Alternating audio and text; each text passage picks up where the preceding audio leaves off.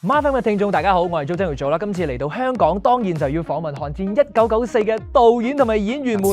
我睇咗部戲之後咧，我覺得想要問你哋究竟用咗啲咩魔法咧？導演同編劇咧，可以將咁複雜嘅人物啦同埋故事線啦剪得咁好咁順之餘，細節係滿嘅，而且係最 appreciate 嘅咧就係每個角色咧，佢哋嘅人性嘅刻畫係出晒嘅。絕對係團隊嘅努力啦。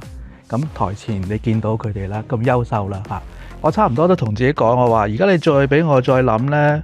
唔係佢哋係邊個咧？我諗唔到啦，即係不二人選咗啦，已經絕對係不二人選。咁多謝你嘅讚賞先啦。但係我哋團隊即係唔係淨係我一個做編劇嘅，我仲有3位，跟住有導演組啦，有攝影組啦，有跟住剪接嘅同事啦，都相當嘅努力。溝通上邊嘅時候會難嘅咧，即係喂點剪啊咁樣樣。我哋都成日鬧交嘅，成日都有堅持嘅。咁我亦都唔可以我一個人説了算嘅。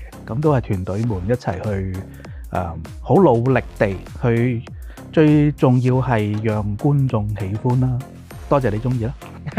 唔止嘅，咁我相信好多朋友都會中意嘅。咁好，導演如果想要你問現場一位演員一個問題，無論係佢演員嘅身份啦，定係角色裏邊嘅身份，掟個問題俾佢嘅話，你想問邊個同埋咩問題咧？哇，咁深嘅呢個唔會啊！你可以問佢，喂，今日食咗啲乜嘢啊？都得㗎，係啊。由豪哥問你先啦，豪哥。係啊。食咗啦。又未必係呢個問題㗎。我俾個 example 㗎咋。有一場佢爸爸打仔。係。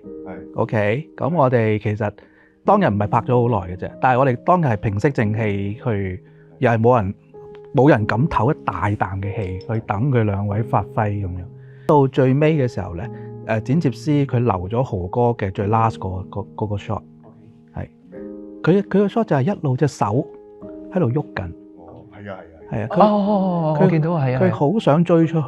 嗰個細節位嚟㗎。係啊，嗰個剪接師就係佢覺得呢一個 moment 係值得放到最用俾觀眾睇到。嗰隻手係其實代表住佢其實好愛佢個仔，佢好想，其實佢好想衝出去。我不如問豪哥，如果俾你嗱，我就嗌咗 cut 啦。即係我係真人啊！你係潘俊亨當日，你會唔會追出去啊？